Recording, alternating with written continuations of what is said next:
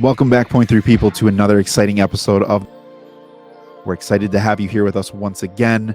Your favorite trio of hosts, Lou, Spider Rando, Hero Scroll. We are back again talking about Invincible. Episode 2, Episode 3. Man. Gentlemen, spoiler warning for everyone listening, but we need to jump right into this because Episode 3 left us with a massive cliffhanger. Hero Scroll, how'd you feel about these two? What stuck out to you? Episode 2 was a lot of fun. I won't lie. I liked what they did with it, where they kept giving us Mark and how he feels about being Omni-Man's son. I liked the Cecil things. Great. The Guardian stuff. Fun.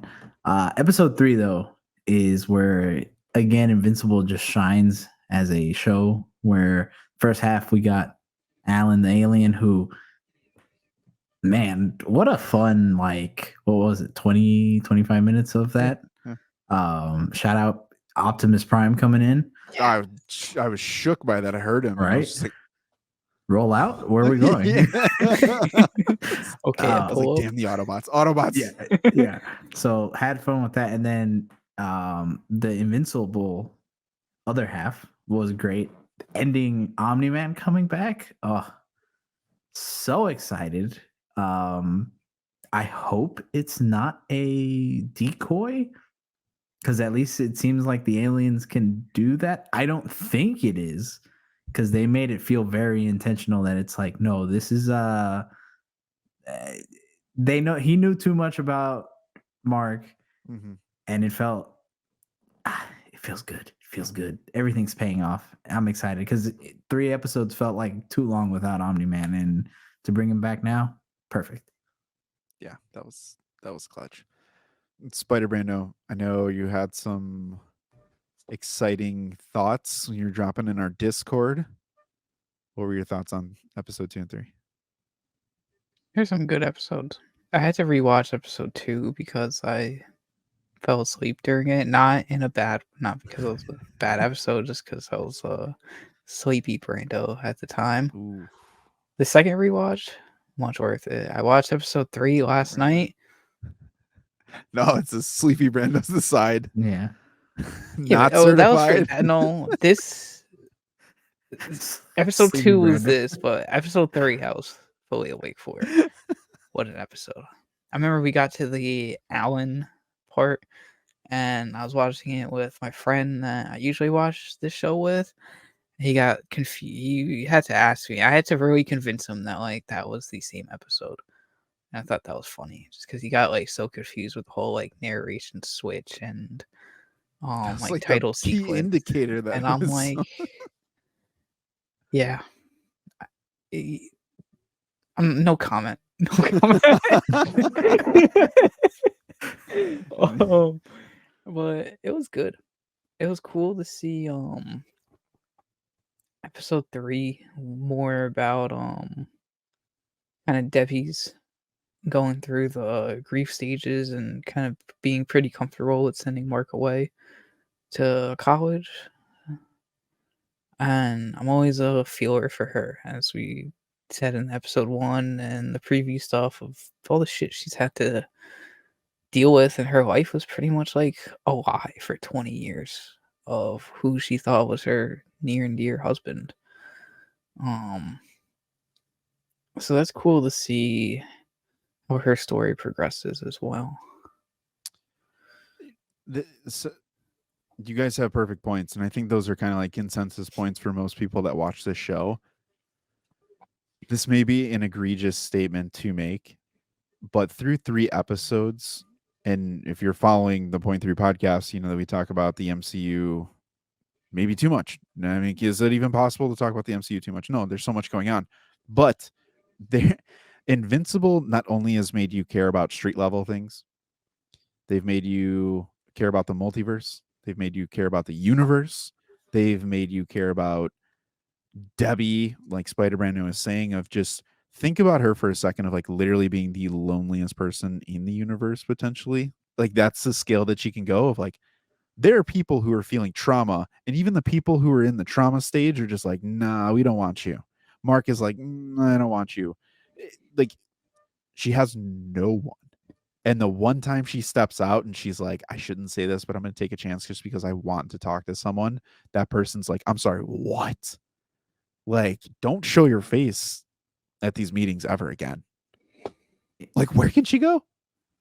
It's crazy because I don't think anybody thought about that aspect of Omni-Man's betrayal going there, right? Because a lot of people, and I'd say even including us, is how's it going to affect Mark? Mm-hmm. And it definitely, we've seen some of it throughout these episodes, but like, man, I do feel bad for Mark, but I feel so much worse for Debbie, who literally, like you said, doesn't have anybody because Mark is able to go off to college, go off into the multiverse, go with his super friends, and kind of forget about certain things for a little bit. She can't. She can't. Everywhere she goes, work, home, out of work, therapy. It's a constant beatdown. And I wonder how it makes me excited for episode 4 and onwards, where I'm curious if Omni-Man goes back to Earth and how she will handle that if they have a conversation together. I thought about that, and my for all the damage and harm that he's caused, I wonder if her level of loneliness will ultimately bring them closer together because he's the only person who she really can talk to and who he almost can talk. You know what I mean? Like, to know that Omni-Man's back, what is anyone on Earth really going to do? Cecil's not at that point to really take action towards him yet, and Mark isn't up to a level to where he can step up to him. And shout out to my guy Battle Beast, you know what I'm saying? He just can't do anything. But yeah, the Debbie story is extremely interesting, and I think you nailed it. Of like, she can't go out and just start smashing faces. Like, she has to live every day, and even at her job, like you had said, that scene, to me, to hear that and to be like, how controlling he was and all these things, and like, I didn't know, and blah blah blah blah blah. Like, it's tough, but they did a great job showcasing that and putting that on full display, and it never felt like it was too much.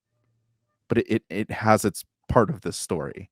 And then you get Eve's part of the story. And they're tying in this whole Omni-Man destruction fallout of Chicago way better than most things I've ever seen. Mm-hmm. Of like, she's like, I'm a hero. I can fix things. I'm going to use my powers for good. I'm not a part of the Guardians. But I'm going to be a productive member of society and use my powers. And he's like, hello, this wasn't up to code. You use your powers, but you built it on a false foundation. Did you even check? Do you even know? You can't just fly around and think that you can fix everything with your powers. It doesn't work that way. And that's just another level that Invincible takes this. What does it mean to be a superhero? I thought that was a cool scene. It reminded me of what was the show? What was it from? A Marvel or the MCU did something like that with superhero at some Daredevil? point. Was it a Netflix? Yes. It was I think it was Daredevil actually, where Daredevil tried to do something for the greater good, but then was like, why? Like, just don't mess with that. Yeah, I thought that was a really cool point also that they included this kind of reminded me of The Boys as well, with some of their heroes not doing hero-y things that end up causing like more problems for the civilians they're trying to help. So I always like seeing the as you mentioned, like the downside of superheroes in society. They did that pretty well. The show does that very well. But there's no out. That's the thing that's missing from a lot of these universes is like Marvel, you can go and someone gets killed and it's just like they just got killed. Like, you don't see that reaction with a character for the most part. They don't live with that. The only person who's close to that was maybe Wanda, where Yeah. she carried that guilt around. But like, even in The Boys, like, Vought just comes around and cleans things up, and they kind of move on to the next piece, and they're just like, the building will reappear somehow. This is just like, No, like everyone's been affected in one way or another. And the next time that we get a peak of Omni-Man, who knows what's going to mass hysteria. And this goes beyond Earth, which is the cool thing, where they're playing it within the season of the multiverse, right? But even in space, where they heavily hinted, at least in episode 3, that it seems the Viltrumites know what Omni-Man did, and they're pissed. They're mad about it, and they're coming for blood. So it's going to be interesting. Okay, how does that fit into that? And then again, the multiversal aspect, where this event, like we kind of said in our episode 1 review, go watch that if you haven't. This event was so big that it happens in every multiverse, and this is the one universe that things are different. Things are different, and that has repercussions. But the fact that this event happened in other universes also has repercussions, and they're making their way into Mark's life now. So it's everything's building up, and it's going to be like, how does Mark handle this? If Omni-Man is involved, how does he handle this? How do the Guardians handle this? Because they're clearly setting them up by showing us their character a little more. So I'm hooked. Go ahead. I was just gonna ask: is episode 4 the mid-season finale before they do the cutoff, or does it go episode 5 and then we have 10 episodes for this series, or is it 4 and 8? I forgot. Oh man, we can look it up gonna give really me. quick. I think it's 4. I could be wrong. I think it's 8 total, but I might be way off on that. And part of me hasn't want to look, because I will say, now that Invincible is back out, I personally, and I hate my algorithms for this, but I'm getting a fair amount of spoilers that are being shown, and I don't love it. And like, I'm getting bits and pieces of things. Like, this is very much like I'm in anime. I'm treating this like anime and manga now, of where I'm just like, maybe this isn't for me, algorithm. Like, I don't want to see this kind of stuff. If we get a manga talk, oh my god, you are screwed with spoilers. But even to that point, though, of like how this has been hooking me, that Alan piece was fairly quick. Like, they built him up, they gave him a love interest, and when they were at the moment where he's like, all right, I'm gonna tell Thetis and the other their collective group, planets, The coalition of planets. Yeah. Yeah. You know, he comes back and has this report, and I'm like, ooh, I didn't love that. Not knowing that Thetis was going to do what he did with the life support piece, which, cool note, they changed from source.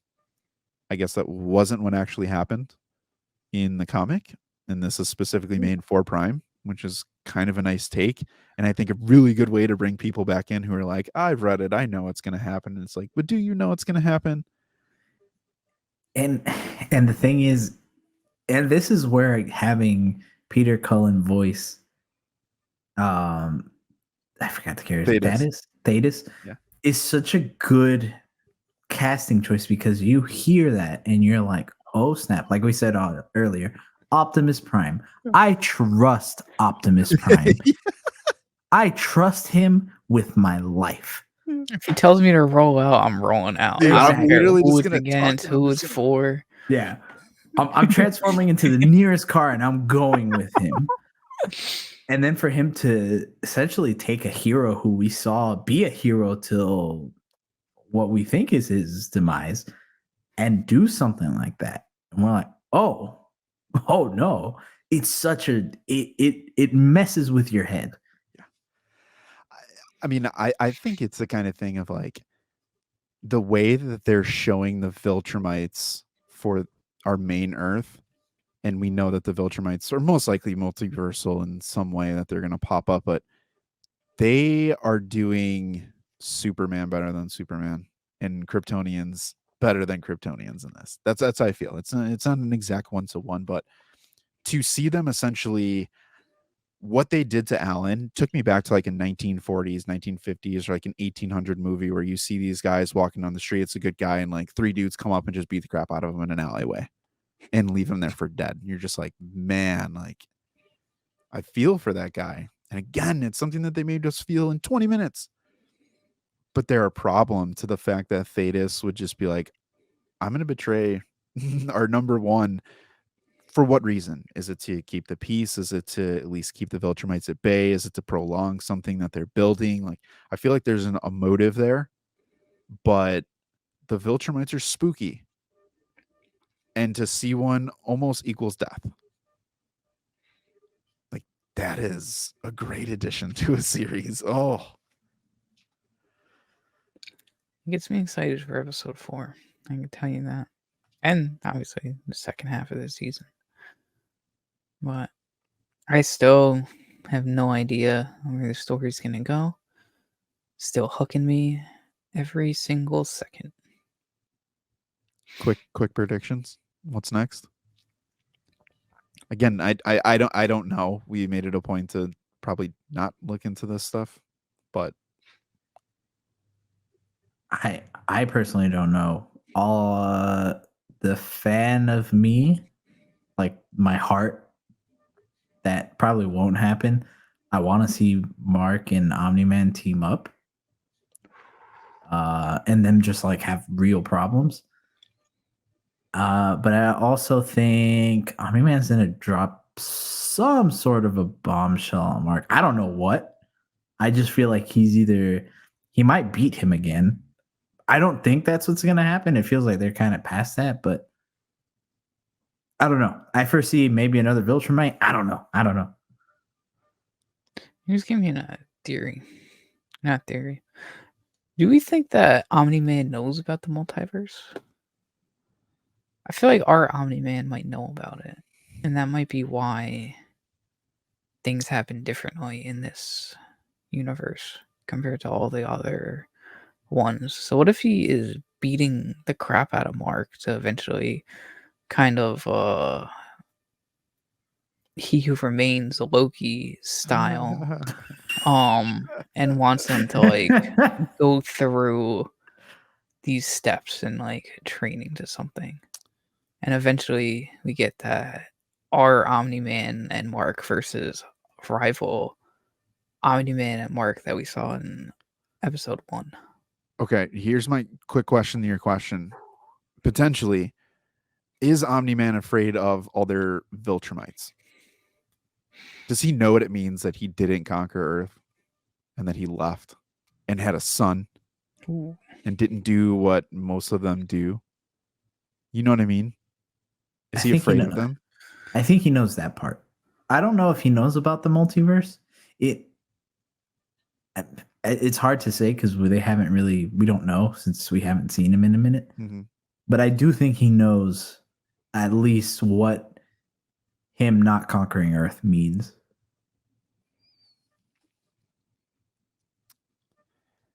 I wonder if he's kind of like that one-off thing, you know, where like he's had so much experience. Like, is it possible that like another alien or someone has talked about it, or you know, like he's encountered someone to be like, hey, this is something that exists, and maybe someone's tried to recruit him, and they're like, I'm not a good guy, and he's like, no, you're definitely a good guy. Like where I come from, you are a good guy, or something along those. I don't know.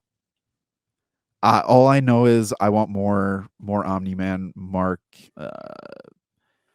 battle, but a Viltrumite threat, baseline Viltrumites who are like the biggest bads that we know to this point, come down, and it's like I think a sneak attack on Omni-Man and Mark would be the best chance to get them to team up and help reconcile their differences in a way, to like have a common enemy, to be like, oh shoot, okay, maybe we could. And that's where Levy is just like, you guys are doing the same thing again. Like, why are you guys teaming up? And they're like, no, I'm not with him. And he's like, you're definitely with him. You're always with him. I don't know. I like that. I'm pumped. I am pumped. I'm excited. Thursday night, Friday morning can't come quick enough. I will be watching it probably multiple times as well. So I have to watch it probably Friday. do we have everything? Yeah, I think that's everything I got. I don't think there's anything else. Yeah. Just shout out She-Hulk. My one shameless plug, Tatiana Maslany. She was voicing Alan's girlfriend, the one that was blue. Oh yeah. I always pause it when I see a new character, just to look at who that the voice The actor little is X-ray for the thing. show. Yeah. Prime. I love that they do that. So, I forgot her name though. Her character's name. oh no idea. But the tentacles came out, so we had to look away. Oh god. We had to look away at something else Mark and Amber were doing too. Oh, end it. Oh, okay. I'll throw this out here real quick before we go. Spider Brando. Do you like Amber anymore during this season so far through 3 episodes? A little bit more, but not too much. She's still got to grow on me. I want to see a multiversal Amber Ooh, that'd be cool. because she knows. Right? I'd be curious to see. I don't know what she's gonna ultimately end up doing. Maybe she goes away and he ends up with Eve or someone else or someone in space. I don't know. I think Amber has her clock is running. I don't know if she's going to continue on. I Or think she she's could almost be gone. a super baby mama too. No. I'm I kidding. thought about that, dude. I did think about that during that scene where they cut away. I was just like, is it possible? She did ask if he had some super stuff in him. Yeah. I would never do that. I'm like, the dog. I don't know if you know. Hard to Interesting. tell. 1/4 Viltrumite. I don't know. There's sane territory there. There are a lot of parallels. I do eventually want to pull in Dragon Ball like comparisons to some of these things from like an East West standpoint, because yeah. Anyways, I'm done rambling for this episode. I'm excited for episode 4. Thank you all for tuning into this episode from the Point 3 podcast. Don't forget to join us on Wednesdays at 9:05 p.m. Eastern Time for our YouTube live stream Wednesdays, where we'll be discussing the latest news, reviews, and insider scoops. Also, catch the full episode of our podcast anywhere you listen, between Apple Podcasts, Spotify, or YouTube videos. If you're watching Invincible this week, let us know your thoughts over at Point 3 Podcast on Instagram or TikTok so that we can feature your comments in our next review episode. And join our Discord so we can talk even more knowledge and fandom and anything that you could think of talking about. It's a great place. And until then, all you Point 3 people, keep watching, keep reading, and keep nerding out.